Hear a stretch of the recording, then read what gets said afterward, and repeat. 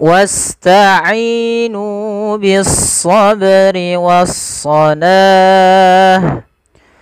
wa innaha lakabiratun illa 'alal khashi'in.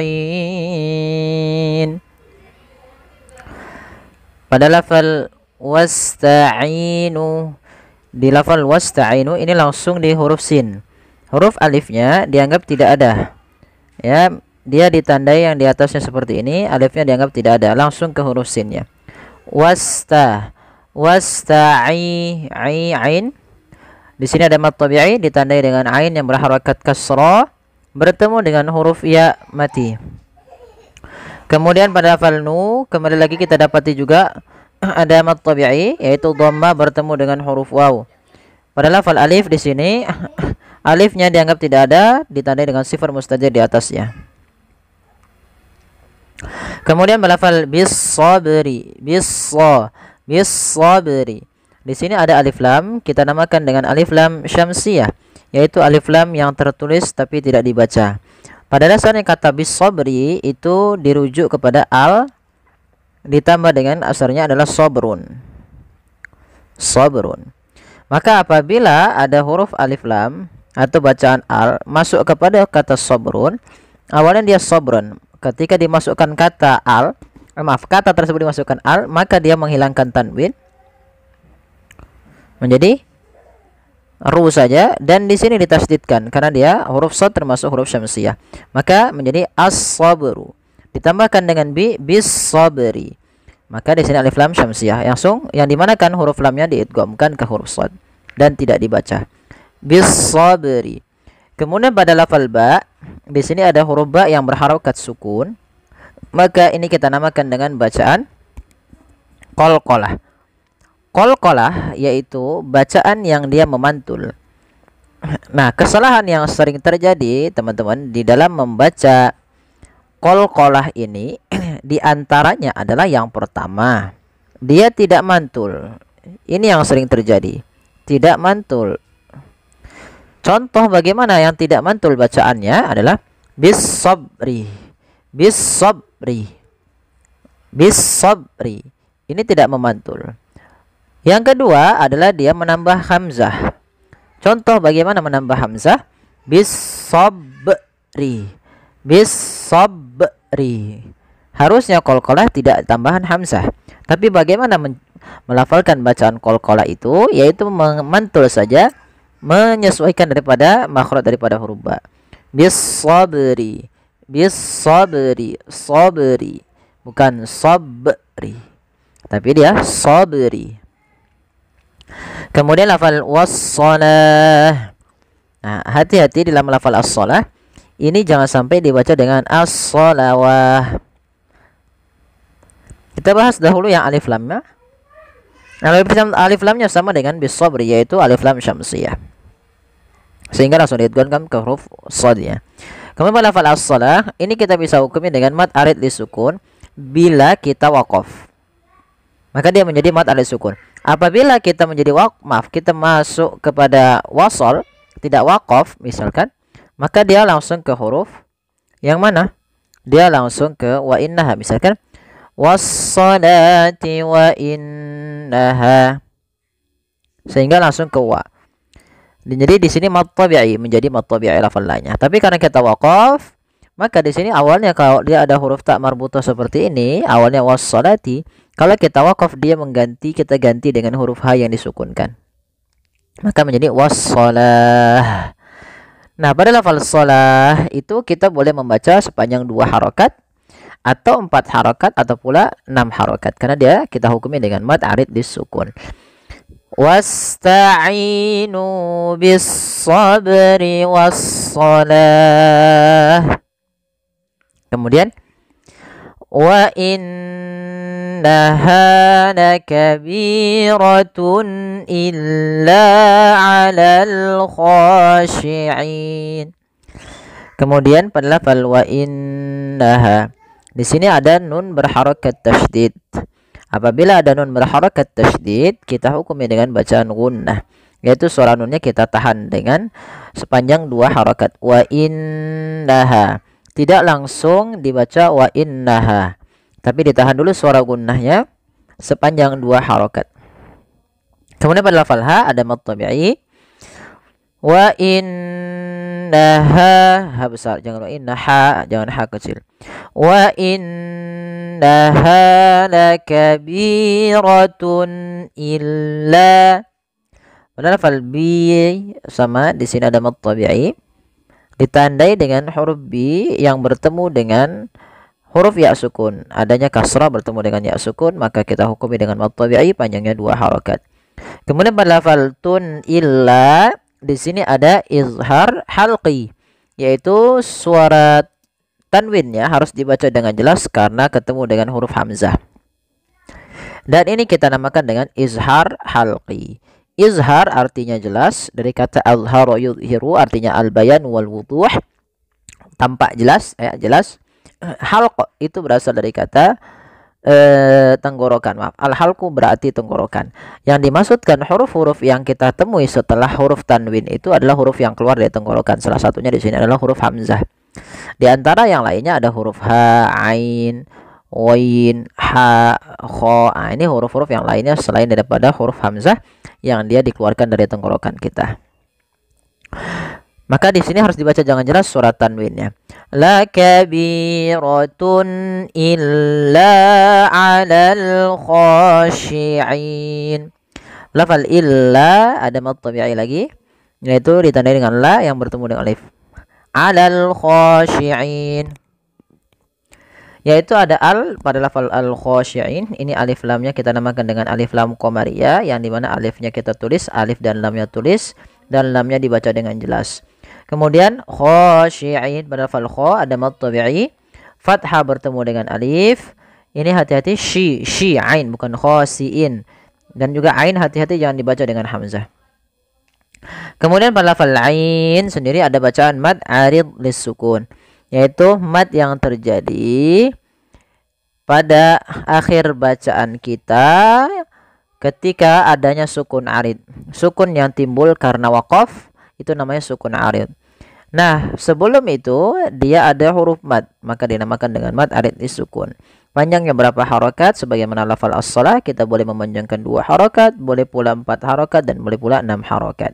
Contoh, illa 'alal khashi'in, 2 harokat. Illa 'alal khashi'in, 4 harokat. Illa 'alal khashi'in alladzina yadhunnuna annahum mulaqu rabbihim wa annahum ilaihi raji'un. Pada lafal alladzina, ketika yang seperti ini kita baca di awal, kita baca dengan a. Alladzina, yaitu di sini ada alif lam, yang dimana di sini kita bisa namakan dengan alif lam lazimah. Tapi juga kita bisa kategorikan alif lam syamsiyah. Misalkan begini, ada lafal qamarun dimasuki dengan alif lam, maka menjadi al-qamaru.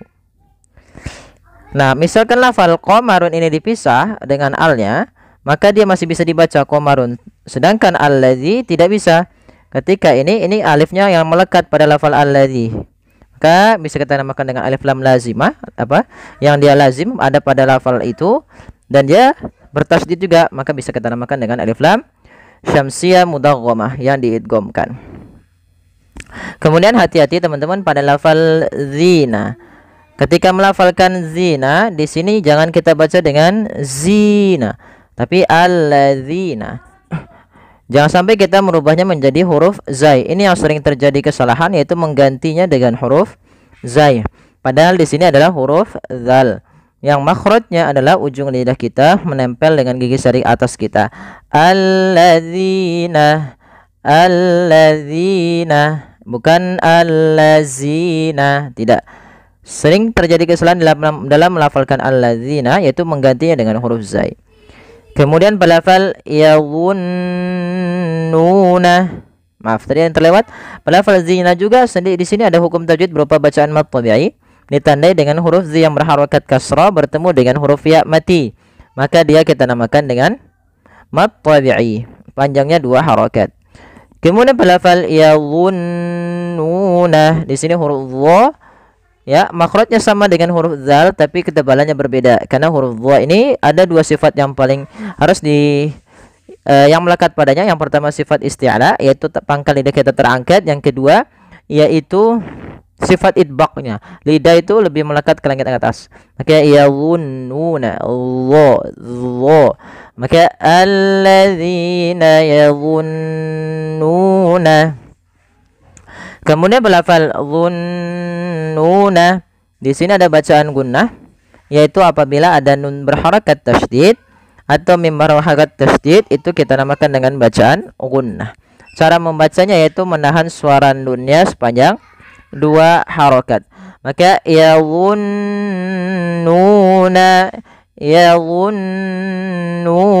jangan langsung yadhunnuna tapi ditahan dulu nunnya yadhunnuna.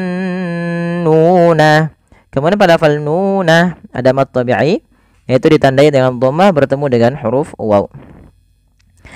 Kemudian pada lafal annahum mulaqu ada berharokat tasydid sama sebagaimana yadhunnuna kita hukumi dengan bacaan gunnah, sama menahannya persis dengan yang sebelumnya. Kesalahan yang terjadi tidak menahannya.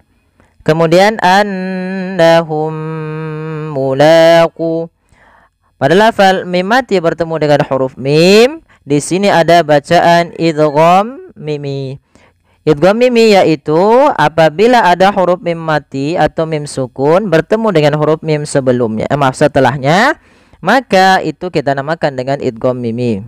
Idgham mimi ini cara membacanya mim yang pertama masukkan yang mim kedua kemudian ditahan. Maka annahum mulaqu ditahan dulu. Banyak juga yang tidak menahannya, misalkan alladzina yadhunnuna annahum mulaqu harusnya ditahan dulu untuk menyempurnakan mimnya. Annahum mulaqu rabbihim. Kemudian balafal laqu kedua-duanya mad tabi'i. Yang pertama la bertemu dengan alif kecil seperti ini. Ini tetap kita namakan dengan mad tabi'i. Kemudian ku ada mad tabi'i juga pada lafal ku ditandai dengan huruf dhammah bertemu dengan waw. Kemudian pada lafal alifnya itu kita anggap tidak ada, yang ditandai dengan sifar mustadir lingkaran kecil di atasnya menandakan dia tidak dibaca. Kemudian rabbihim wa annahum. Kembali lagi sama. Di sini ada rabbihim, ada mim mati bertemu dengan huruf waw. Maka kita hukumi dengan bacaan izhar syafawi. Izhar yaitu membaca dengan jelas. Izhar artinya jelas. Al-bayan wal wuduh. Syafawi berarti dia berkenaan dengan berkenaan dengan bibir kita. Maka karena makhraj daripada huruf mim di bibir, maka suara mimnya di sini harus dijelaskan. Mulaqu rabbihim wa annahum. Maka dia harus dijelaskan. Kemudian pelafal annahum sama dengan al-nahum yang pertama, yaitu kita hukumi dengan bacaan gunnah. Kemudian mim mati bertemu dengan hamzah sama hukumnya dengan ketika mim mati bertemu dengan waw, yaitu izhar syafawi. Kemudian ilaihi raji'un. Laihi di sini ada bacaan yaitu bacaan lin yang dimana ada huruf ya yang didahului dengan huruf berharakat fathah. Nah, di sini harus ditambahkan dengan jelas huruf hanya hahi. Ilaihi raji'un. Pada lafal ra ada mad tabi'i fathah bertemu alif.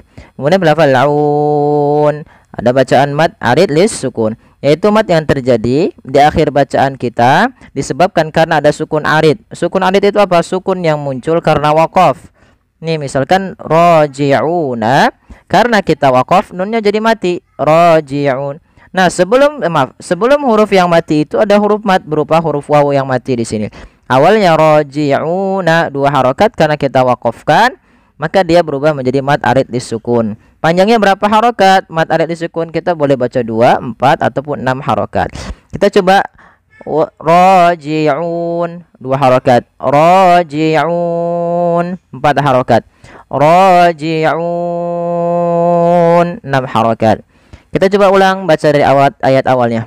Alladzina yadhunnuna annahum mulaqu rabbihim أنهم ملاقو ربهم وأنهم إليه راجعون الذين يظنون أنهم ملاقو ربهم أنهم ملاقو ربهم وأنهم إليه راجعون صدق الله العظيم. Ya, semoga yang sedikit ini dapat bermanfaat untuk teman-teman sekalian. Mohon bantuannya untuk like, share, dan subscribe. Syukron, jazakumullahu khairan.